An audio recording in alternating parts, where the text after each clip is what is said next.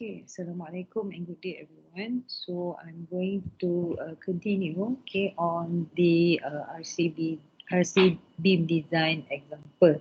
Okay, right. So from the previous video, right, so we have already covered until the design of the shear reinforcement, right. So for the next part is that we are going to look into the beam's capacity checking, okay, which is for the deflection limit. Okay. Right, so here we are going to look into the same beam, okay, continuous beam that we have already designed before, right? So here we are going to decide, okay, on the location of the checking that we have to do, okay, for the deflection, okay. Right, so for the beam's capacity against deflection, so basically we are going to check only at midspan, okay, whereas it is subjected to the sagging moment.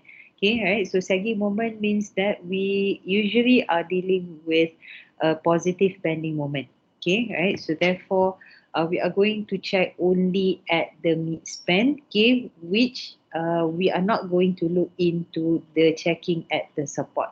Right. So why do we avoid from checking at the support? Okay, it is because at the support usually we are going to have the supporting beam or we have the a column, okay, at the supports, right? So we are not going to have the deflection happening within that region, okay, right? So that is why we are checking for deflection only at the midspan. Okay, right. So the first location, okay, that we are going to look into is location 1, okay, which is the middle of end span, right? Okay, so if we refer back, okay, to the bending moment diagram, okay, then we are going to see that this is the location that we are mentioning, okay, which is at the end span, okay, and it is at the mid span, right? Okay, so we are going to consider that. So all the calculations, all the values of the moments and also the values of the reinforcements provided, okay, will be from this location. Okay, right. So for the calculation, right, so we can see here that we will be calculating the rho value first. Okay, so we have AS required over BWD, right? So the AS required that we will be using for the equation, okay, will be 838, okay, which is taken above, okay, from our calculation. Okay, right. So we calculate that, and also we calculate P naught, rho naught, right? So this is in order to determine which equation are we going to use, right? So after we have already determined, so we have decided that we will be using equation 7.16b. Okay, right. So this is actually similar to the design of a slab. Okay, only that what makes a difference here is just with regards to the value of b. Okay, and also the value that we have chosen for the reinforcement. Okay, right. So then from table 7.4n, right. So this is actually the condition of our beam, right. So we are going to choose 1.3, okay, which is the end span of a continuous beam, right. So you have to remember that the value k will be based on what has already been decided, which is based on the location, okay, of our checking, right. Okay, so which part are we doing the checking for deflection, right. So this k value will actually follow the our location, okay, right. So then we can calculate the L over D basic value, okay. Then we calculate the modification factor, right. So as what I have already explained to you earlier in the slab design, right. So we have 3 modification factors, right. Okay, so we have to look into one by one, okay, based on the case, right. Okay, so as for this, okay, we are going to calculate for the first modification factor, which is with regards to the reinforcement. So the value that we have here is 1.12. Okay, then the next one, the next modification factor is with regards to the shape of the section, right. Okay, so since we are designing for a flange section, so we need to calculate the ratio, okay, between BF and also BW, right. So we are going to calculate this, and the value that we have here is 5.7, which exceeds 3, right. So the limit is 3, right. So therefore we need to multiply, okay, our value of L over D basic with 0.8, right. Okay, so you can refer to the same clause that we have already referred earlier, okay, for the slab. Then as for the third one is the modification factor for the span length. Okay, so with regards to the span length, right, we are going to look into the center to center span length of our beam. Okay, so we are not going to consider the whole length of the continuous beam. However, we are going to consider one span at a time, right? So one by one. So the beam that we are now considering is the first beam, okay, which is at the end span. So the span length is 7.2 meters. Okay, right? So 7.2 meters is more than 7. Okay, so therefore the length, the modification factor with regards to the span length, okay, has to be calculated, okay, using L 7 divided by the L effective, right? So L effective is our span length, right? So if you see here, right, so this is our span length. So just substitute into the equation and we are going to get here 0.97. Okay, so we are going to substitute all those three values, okay, of the modification factors. So we have 1.12, we have 5.7, we have 0.8, and also we have 0.97. Right, so these are all the values that we are going to substitute into the equation, right? So 19.49 k is our L over D basic, right? Okay, that we have already calculated earlier. So multiply with 1.12 times with 0.8 and times with 0.97, right? So we are going to have here 16.93. So this is to be compared, okay, with L over the actual, right? Whereas we have L over the actual, the L value is 7,200. So divided by D. Okay, so the value that we have here is 16.18, which is lesser than L over D allowable, right? So therefore we know that the deflection check that we have done passes. Okay, right? So you have to do this checking, okay, until you have the result, okay, that passes the deflection check, right? So you cannot just simply ignore the if the deflection check fails, right? So if the deflection check fails, okay, so therefore you need to do adjustments. Okay, so maybe you have to increase the AS provided, okay, for that particular section, or you can also increase the size of the beam, right? So usually if we are talking about deflection, usually we will be dealing with the depth of the beam itself, right? Okay, however, if we change the depth of the beam, it means that we are changing the size of our beam, so we have to do the calculation or the design back all over again, right? So we have to start with the calculation of the self weight, right? So if we are to change the size of the beam. Okay, right. So the next one, okay, so that is the first location, and then this is the second location, whereas we are considering the middle of interior span, right? So for the middle of interior span, the method is still the same. So what makes a difference here is just the value of K, right? Okay, so we have a different value of K, since we are considering the end span of a continuous beam. And another thing that is different, that makes a difference, K, is in terms of the value of AS required, right? So we have to find the reinforcement that we have already designed, okay, for this particular, at this particular location, right? Okay, so we have here 887. Right, so we can calculate this and determine which equation are we going to use to in the calculation.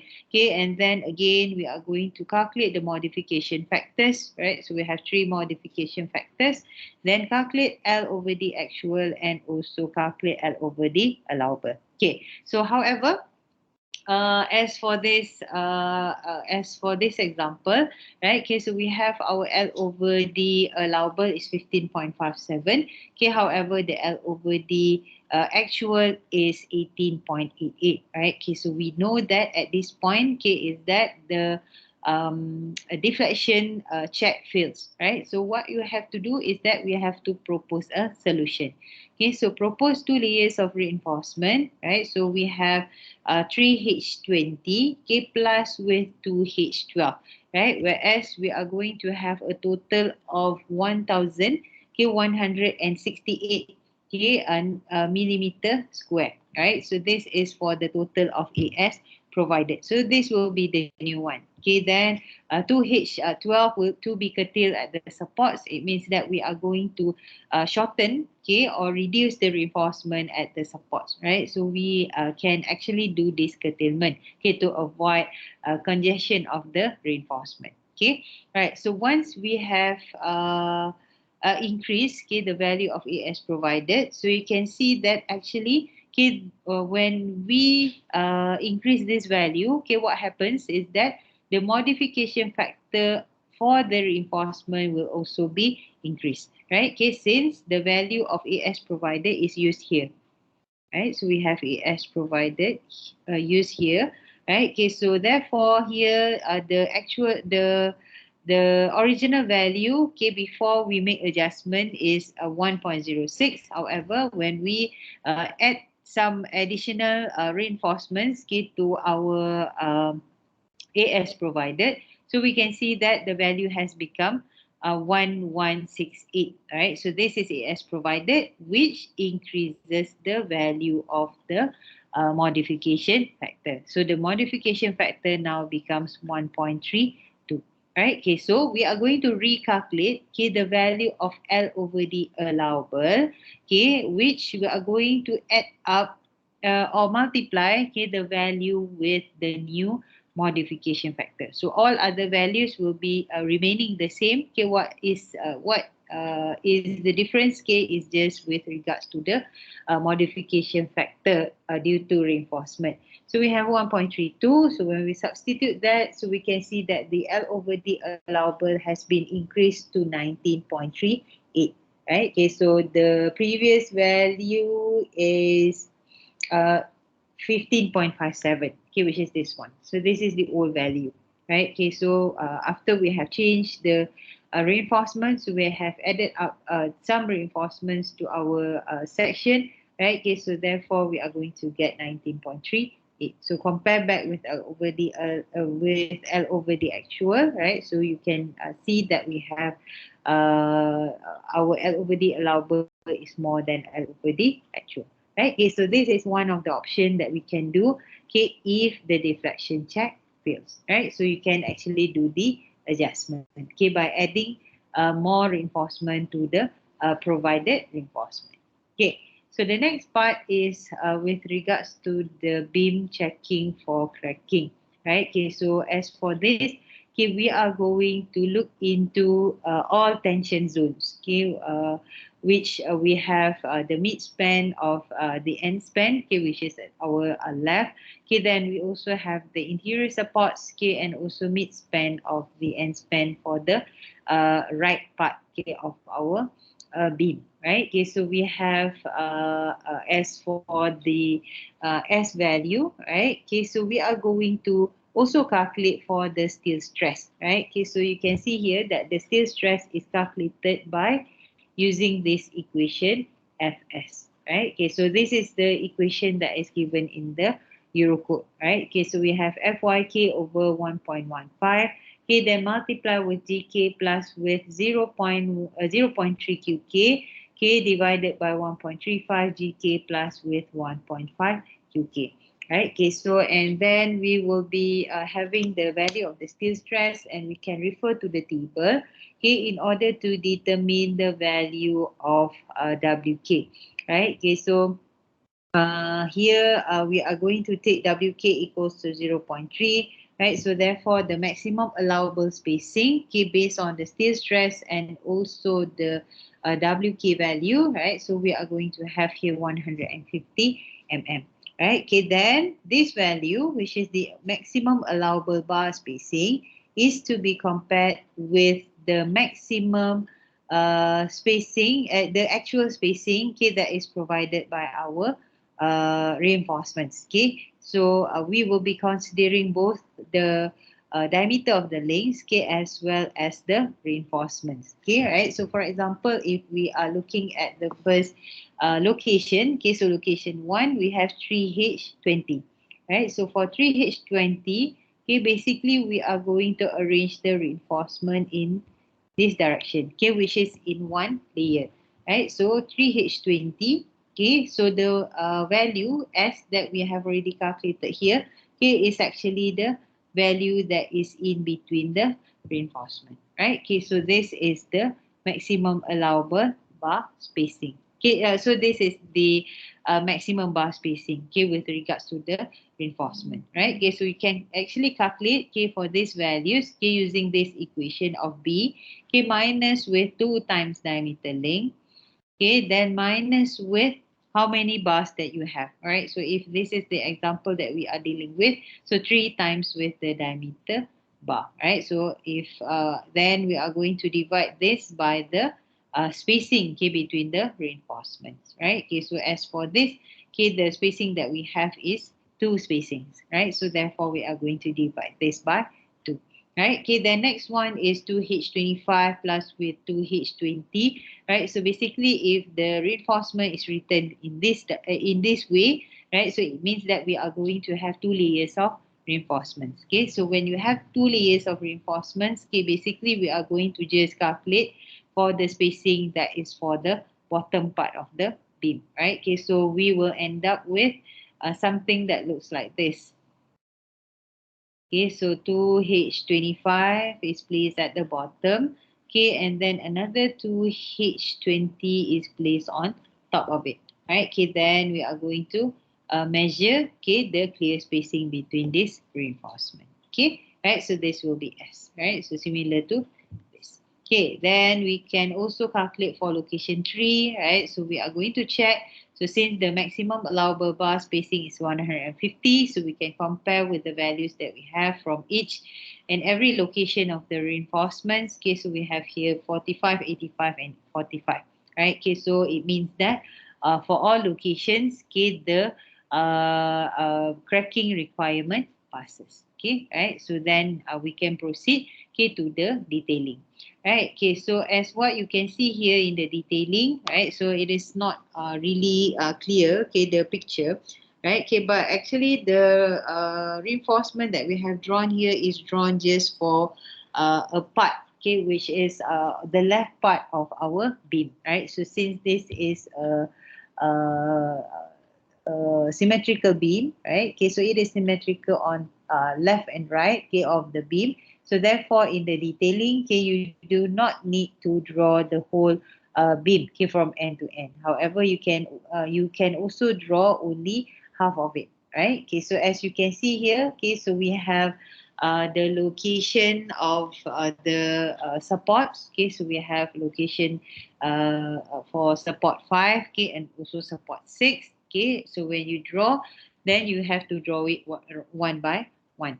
Right, so we have the reinforcement at the bottom, right? Okay, so we have 3H20, right? Okay, so what you should know, okay, is that the main reinforcement for midspan, okay, will be placed at the bottom, right? Okay, so this is actually depending on the bending moment diagram, right? So for bending moment diagram for a continuous beam, okay, the typical pattern, okay, looks like this.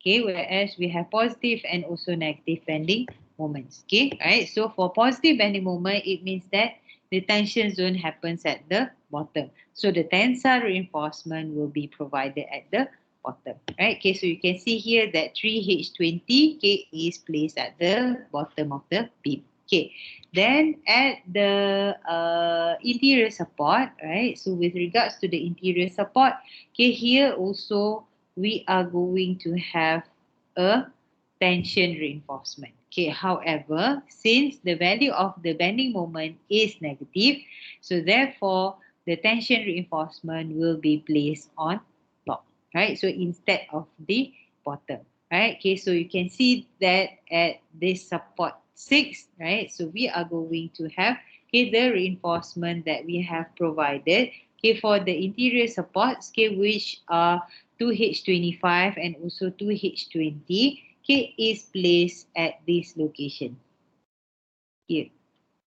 Right, so we are placing it here, right? Okay, whereas you can see that 2H25 will be at the most top, okay, and 2H20 will be at the bottom of it, right? Okay, and this region, okay, is a tensile region, okay, because we know that the bending moment is negative within that point, right? Okay, so you can see that since we have these reinforcements arranged in 2 layers, okay, so it will also reflect the longitudinal detailing, right? Okay, then you are going to see, okay, that we have two layers of reinforcements. Okay, so two separate layers of reinforcement.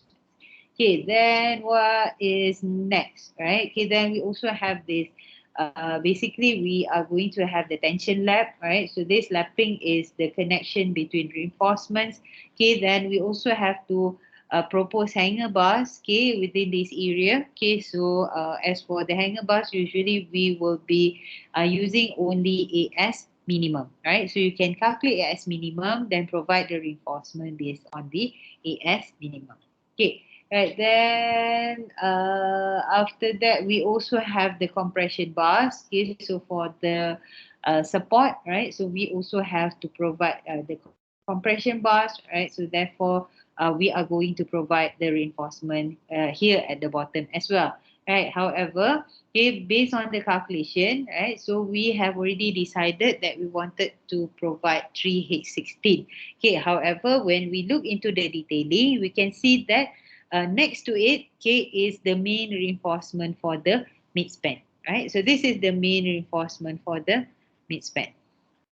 Okay, right. So therefore, okay, actually the reinforcement that we wanted to provide as the compression reinforcement can be changed accordingly as long as it is more than the AS required calculated earlier, right? Okay, so here, okay, we have 3H16, okay, for the compressive reinforcement at the support. So we can change this to 3H20. Right, okay, so we change this to 3H20 in order to accommodate, okay, for both locations, okay, for the midspan, okay, as well as for the compressive strength, compressive zone, okay, for the support, right? Okay, so we are going to change that, okay, to 3H20, right? So 3H20 is still larger than AS required, okay, for that particular area. Okay, right? So you can draw that. Okay, then what else? Right? Then we also have to provide 3H20, okay, plus with 2H12. Right? So this is for the midspan. Okay, so again, for the next midspan, okay, which is to the right, right? So we can see that we are going to have the reinforcement in two layers, right? So the most bottom, okay, will be 3H20, okay, and on top of it will be 2H12, right? Okay, so after we have already determined this, okay, then only we are going to draw the links, right? So however, we are not going to draw the links one by one, okay, but we are going to just write this, right? Okay, so within the region, okay, so from where to where are we going to provide the links, right? Okay, so we are going to go for the diameter of the links, okay, as well as the spacing of the links, okay, right? So this will be the detailing, right? So once you have already do your calculation, right, together with all the checkings, okay, then you can actually transfer all the information that you have from the design, okay, to your detailing drawing, right? To your detailed drawing. So this detailed drawing is very important because we are going to pass this to the contractors, okay, to um, construct, okay, your beam, okay, or your structure, right? And you have to make sure that this top and bottom location of the reinforcements are correct, okay, or else it will not function as what we have already designed, okay, right? So that will be the last one, okay, for the design of a continuous beam, right? Okay, so you can also refer to example 3, okay, which is the design of beam B3, BM3, right? So if we go back to the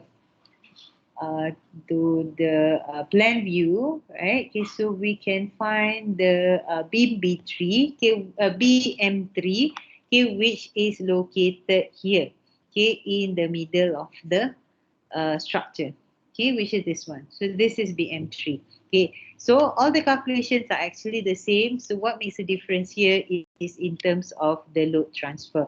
Okay, whereas we are going to have the loading from the slabs, okay, being transferred from both directions. Okay, so we are going to have slabs S5A and also S5. Okay, all right. So half of this will be transferring to the beam B3, BM3, okay, as well as this. right? Okay, so we are going to multiply, okay, the value of this loading from the slabs, okay, twice, right? Since both slabs will contribute to our um, respective BM3 beam. Okay, and then we can also see, okay, that if we are referring to BM3, okay, the beam that we are dealing with will become a T section. Okay, because we have the slab that is acting, that is supported, okay, on both directions. Okay, so basically, if we are taking the cross section, okay, for this beam, okay, so you can see that we have our beam, okay, that looks like this. Okay, right, so we have the slab, right, so this is the slab, so we have the slab in both directions, okay, and then we have the beam in the middle here, right, so this is our beam, right, so when it is supporting the slabs on both directions, okay, both sides, so therefore the beam that we are dealing with here is a T beam, right, so the method of calculation for the effective width of flange, okay, will be a bit longer. Right, okay, so if we go back to the example, right, so I'm not going to go step by step on the example, right, so you can read through yourself, right, so I'm going to just go through quickly, right, so we are going to have the calculation, right, okay, so basically the span length is similar, right, to the previous example, right, okay, so then we can calculate the loadings that is acting on the slabs. Okay, then as for this example as well, okay, we will be using table 3.5. Okay, so calculate and get the bending moment and shear force diagram. Okay, get the critical values. Then these are the critical sections that we are going to design. Okay, then we are going to start with the bending design of the bending moments. Okay, right, so bending reinforcements. Okay, so we are going to calculate for the D value. Okay, then since it is a flange section, okay, and it is a T beam, right? Okay, so it means that it has the flange on the left and also right. Okay, so therefore when you calculate the value of BEFF, okay, you need to consider both BEFF1, okay, and also BEFF2.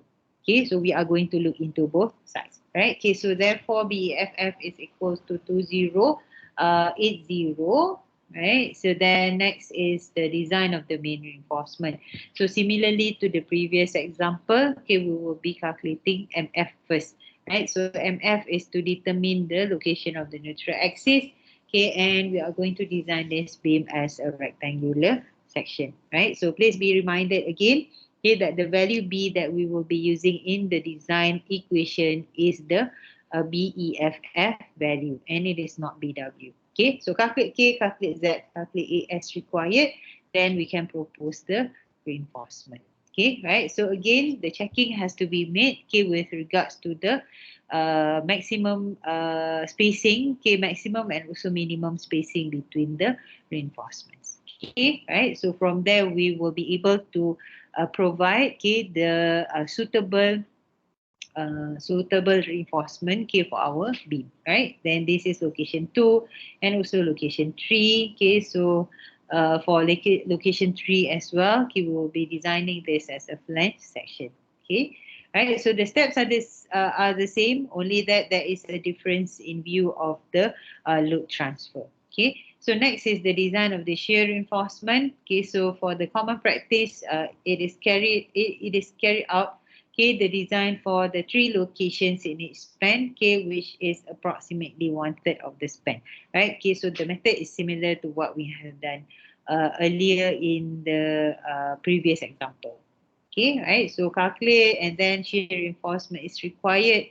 Then we calculate VRD max and compare with our VED. Okay, then we can design and propose the reinforcement. Okay, right, so as for this, we are proposing H8 to 100. Okay, then compare with S maximum, right? So S maximum basically is this spacing, right? Okay, so we have to fulfill the S maximum requirement as well, okay, which is a minimum of 0.75 D, okay, or the minimum dimension of our beam. Okay, right? So as for this S maximum, okay, is 200. Okay, so therefore we are going to compare with the spacing that we have provided, which is also 200. Okay, right. So we are going to check for some points, okay, at the in the beam, right? Okay, so this is for the shear reinforcement. Okay, so similarly, okay, we are going to check for the SLS as well, right? Okay, so we have the checking for deflection. Okay, so again, we are going to look into the modification factors, right? Okay, so just substitute the modification factors to get the value of L over D allowable. Okay, right? Then similarly for the other locations as well. Okay, for medial of interior span. Okay, so we are going to check, okay, for these two locations, okay, in our beam. Okay, then the last one is check the beam for cracking, right? So for the checking for beam for cracking, okay, it is actually the same, whereas we are going to calculate for the steel stress first. Okay, then we are going to compare, okay, the value that is obtained from the deber, okay, with the value that is given in the that is provided, okay, by our reinforcement, okay, which is this one. Okay, so this is actually with regards to the arrangement of the reinforcement that we are using. Okay, right. So then as for the detailing, right, so the concept is still the same as what I have mentioned earlier, right? Okay, whereas we are going to, you have to make sure, okay, that all your reinforcements is located at the correct location, right? Okay, so do not make mistakes, okay, especially in terms of having the bottom reinforcement and also top reinforcement in a wrong location, right? Okay, so you have to ensure that the location is correct, okay, for all these reinforcements, right? So I'm not going to repeat this, okay, because it is actually almost the same to what we have already looked into just now. Okay, right. So then the last one is on the on example 4, right? So this is design of beam 5BA, right? Okay, so this beam 5BA, okay, is actually a supporting secondary beam. Okay, no, no. This beam 5BA is supporting a secondary beam, right? So we are going to have another beam that is sitting on top of this beam 5BA, right? So we're loading from beam BM3 are transferred as point loads to this beam, right? So no loading of slab is being directly transferred to this beam. Okay, however, we have UDL on this beam are just the beam self weight and also the brick wall. Okay, right. So as for the loadings, okay, so you can see here that we are going to have one additional point load. Okay, so this point load comes from another beam, right? So and it has been said here, okay, that we are not going to consider any loading from the slab, right? So this is these are actually depending on the size, okay, on the location, okay, of our beam, okay, right? So characteristic loadings, okay, then we are going to calculate for the loading on the beam, okay, and also the value of the shear maximum and also bending moment, right?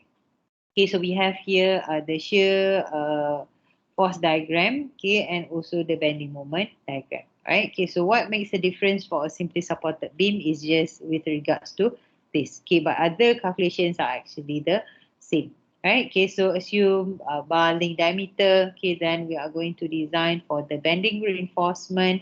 Okay, so this beam needs to be is decided to be designed as a rectangular section. Okay, right. So if it is to be designed as a rectangular section, right, so therefore all the following calculation will actually be the same. Okay, right. So then we are going to use K, Z, and also AS, right, and propose 3H25.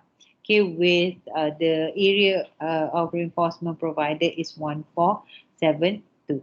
Right. Okay, then assuming the aggregate maximum aggregate size, K is 20 mm, so therefore we are going to calculate for the clear bar spacing, right? Okay, so what else? So proposed reinforcement in 2 layers, right? Okay, so AS maximum, K is larger than CBS actual. Okay, so at the compression phase, compression surface, okay, proposed to H12, okay, which is larger than AS minimum. Right? Okay, so this is what I have mentioned earlier. Okay, in the detailing from the previous example. Okay, that we are going to provide the reinforcement on top as hanger bars. Right? Okay, so this is called hanger bars.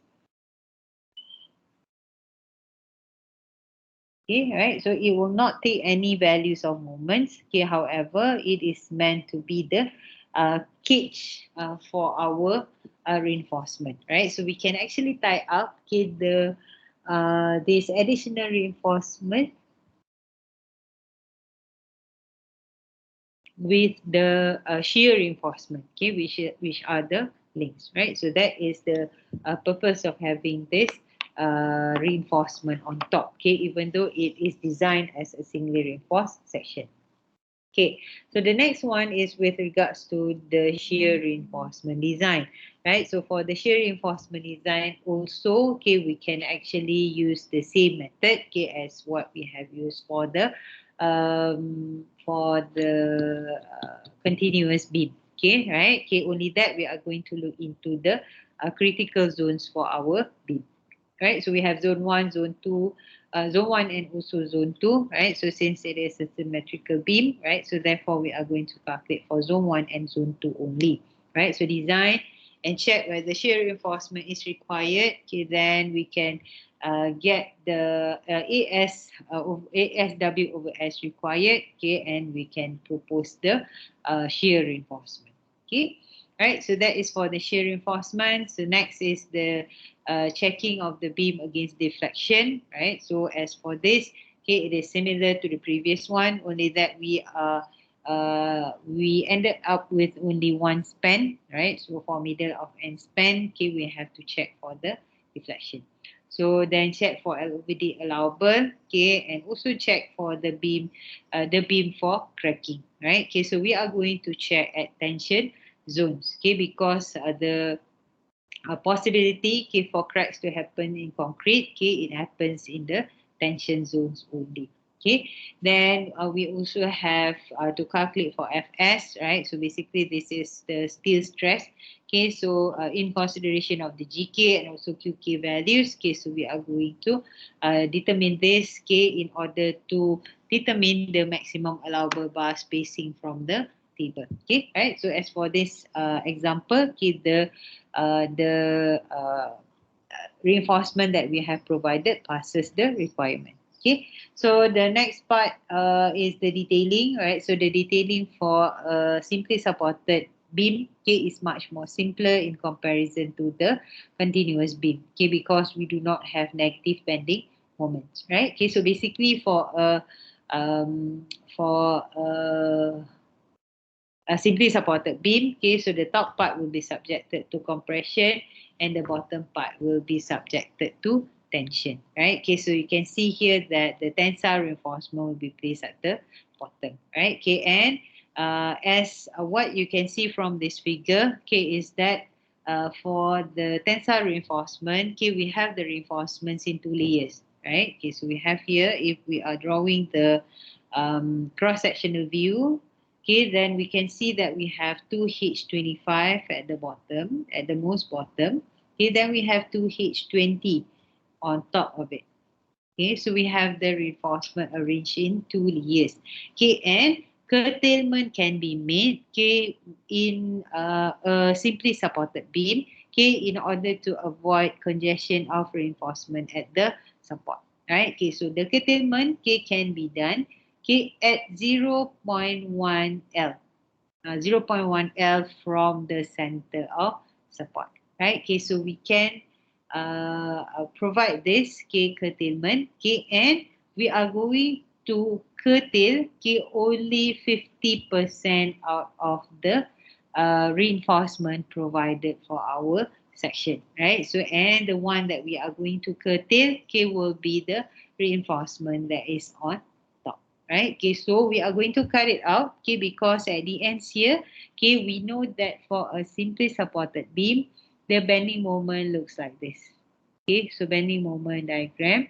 Okay, so near the ends, okay, at the ends here, the moment is almost equals to 0, right? Okay, so the value of the moment has decreased, okay, when it goes towards the support, right? Okay, so therefore at this point, okay, we can actually reduce the reinforcement at the supports, okay, for the tensile reinforcement. Okay, so the most important part, okay, is actually the in the middle here, whereas it requires 100% of the reinforcement.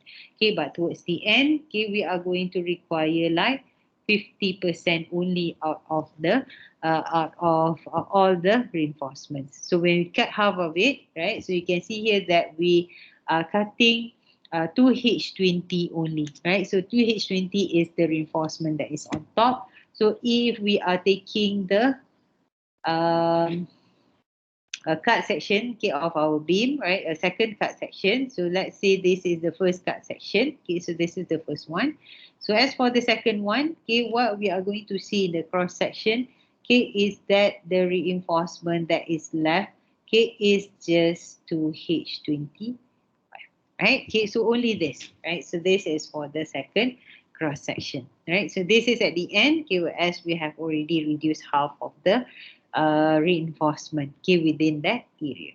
Okay, right? So you can go through, okay, these examples in detail yourself, right? Okay, so with that, okay, I think that would be it, okay, for the for the reinforced concrete beam design, right? Okay, so for the next video, right, so we will be looking into torsion, okay, torsion analysis, okay, in a beam, right? Okay, so with that, thank you very much, everyone. Okay, Assalamualaikum.